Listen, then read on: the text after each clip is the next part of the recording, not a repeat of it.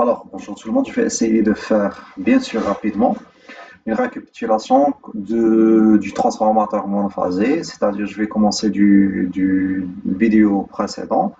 On a vu l'intérêt de transformateur monophasé au niveau de transport d'énergie. Donc, le transformateur monophasé, on a vu, il est à base de primaire, secondaire, de bobines, qui sont, première bobine qui est alimentée par une source d'énergie alternative, qui va créer un flux par la force, par la loi de Faraday.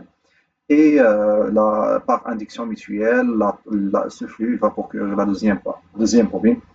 Il va créer une force électromotrice par la loi de Lenz.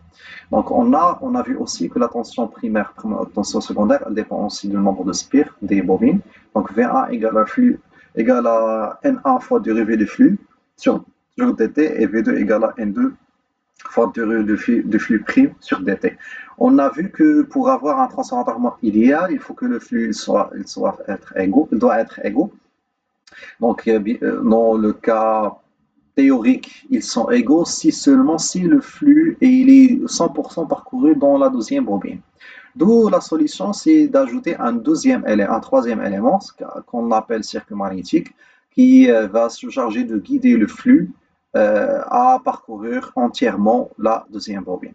Donc, ce circuit magnétique, c'est un circuit qui est à base d'un conducteur. On va voir que ce circuit, il a corrigé un problème et il va ajouter un autre problème.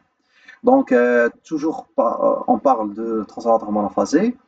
Bien sûr, la multiplication, la puissance donnée par la source doit être la puissance donnée consommée par la charge, deuxième secondaire. La puissance apparente, on parle de puissance apparente. Cette puissance apparente et sera nommée la capacité du transformateur. Donc aussi, on a le rapport transformation égale tension secondaire sur tension primaire, puisque la puissance est la même, donc c'est égal aussi courant primaire sur courant secondaire, et bien sûr, et vaut aussi nombre de spires secondaires sur nombre de spires primaires. Maintenant, on va faire un petit peu la différence entre la transformateur triphasé, monophasé idéal, et un transformateur réel. Donc, on va commencer par les composants. On a trois composants, deux bobines qui sont une bobine primaire, une bobine secondaire et un circuit magnétique. Bien sûr, la bobine, il va se chauffer, donc il va consommer une énergie active sous forme d'une résistance et aussi il va consommer une énergie réactive sous forme d'une bobine de consommation. Donc R fois I au carré et L égale à L oméga fois le courant au carré. Le circuit magnétique, c'est un circuit conducteur, donc puisqu'il est par courant, il va consommer une énergie passive sous forme de chauffage. C'est le cas où vous mettez votre chargeur de téléphone dans le mur et bien sûr qui est à vide, c'est-à-dire vous ne le chargez pas votre téléphone, vous l'oubliez dans le prise électrique et si vous le touchez, il va se chauffer. Donc ça veut dire que le circuit magnétique du transformateur qui est à l'intérieur du chargeur de téléphone a consommé une énergie passive sous forme d'effet Joule. Donc le courant qui a ni dans le circuit magnétique, il a appelé le courant Foucault et la résistance de Foucault. RF. Si on désire diminuer cette RF, alors les constructeurs, ils ont essayé de trouver une solution. C'est le feuilletage du transformateur, c'est-à-dire ils vont ajouter des couches d'électriques à l'intérieur isolantes, d'électriques isolantes, à l'intérieur du transformateur qui je l'ai dessiné en rouge.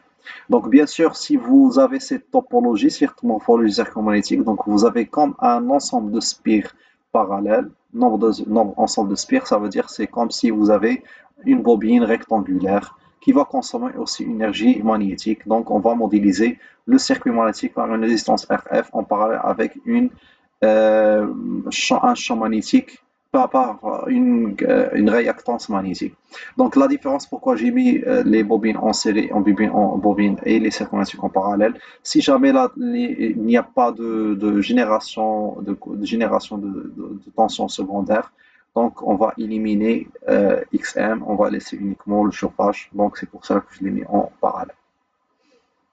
Donc le schéma équivalent, c'est un transformateur parfait qui va être entouré par des éléments passifs qui vont consommer des énergies actifs et réactifs.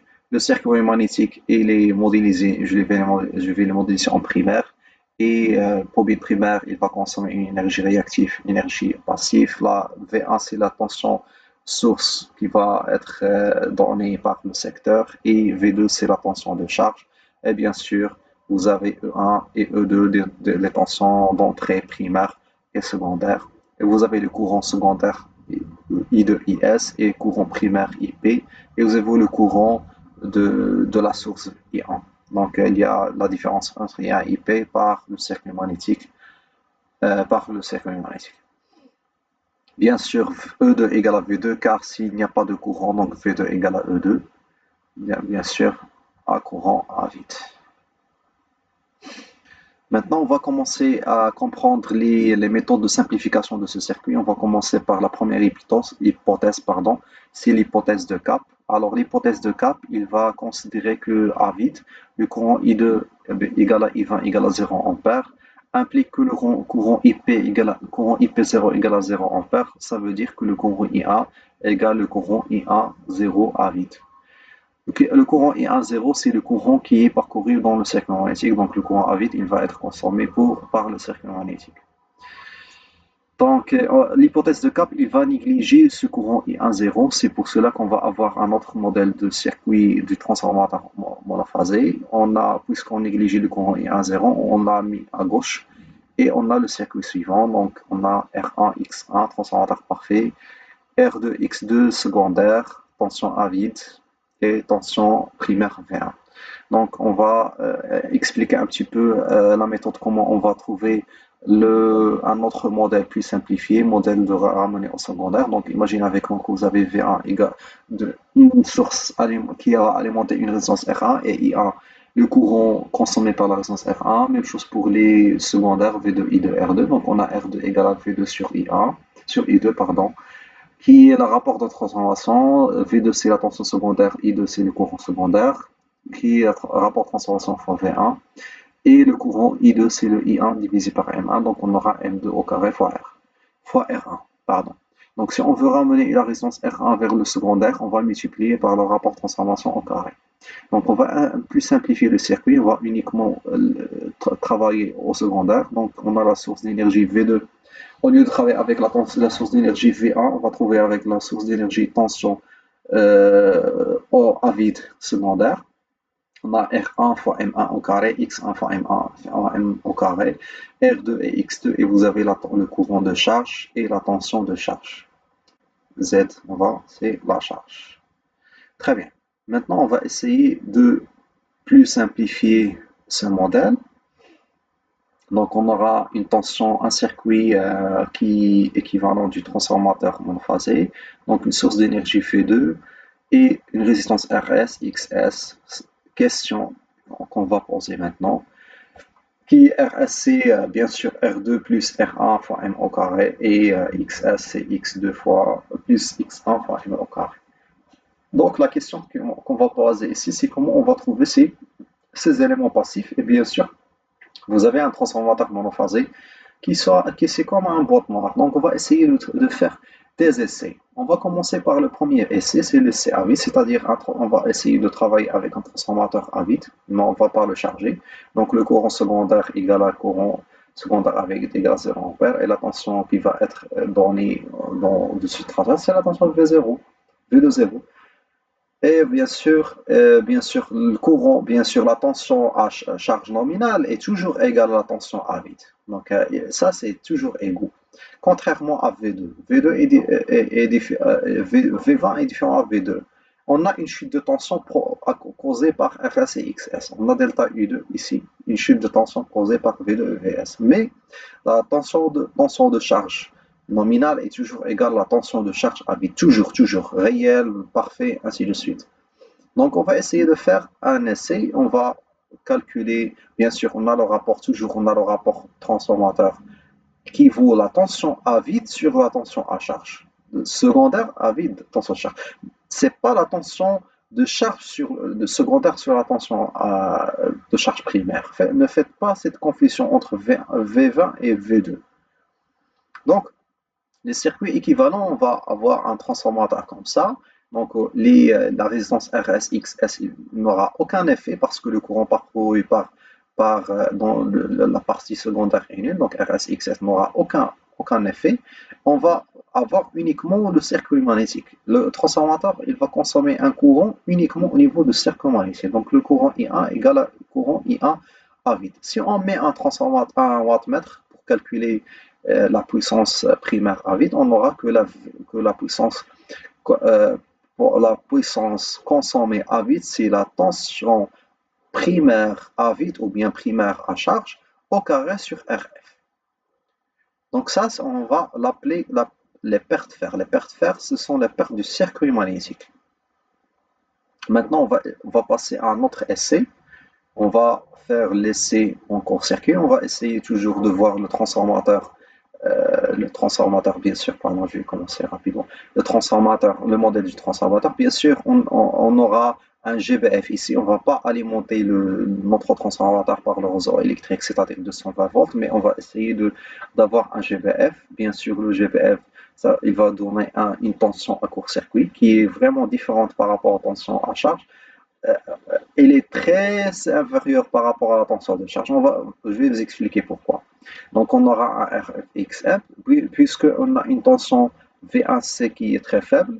Là, les pertes fer, ils sont négligeables parce que les pertes fer, ils dépendent de la tension primaire. Donc, si V1CC est très inférieur, donc la perte fer, ils sont très négligeables. Donc, le circuit magnétique, donc la différence entre l'LC à vide et l'LC par circuit, l'LC à vide, on a essayé de nous intéresser au circuit magnétique pour trouver la résistance perte fer, la résistance Foucault du circuit magnétique. On a négligé les pertes des bobines primaires et secondaires. Et maintenant, on va essayer d'inverser le processus. On va essayer de trouver les pertes consommées par les bobines.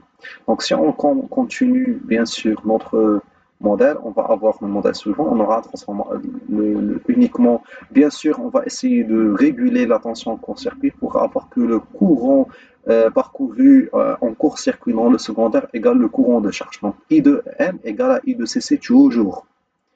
Donc, s'il vous plaît, faites attention, pas les courants de court-circuit, les tensions de court-circuit, courant à vide et tension à vide. Il faut faire attention, s'il vous plaît.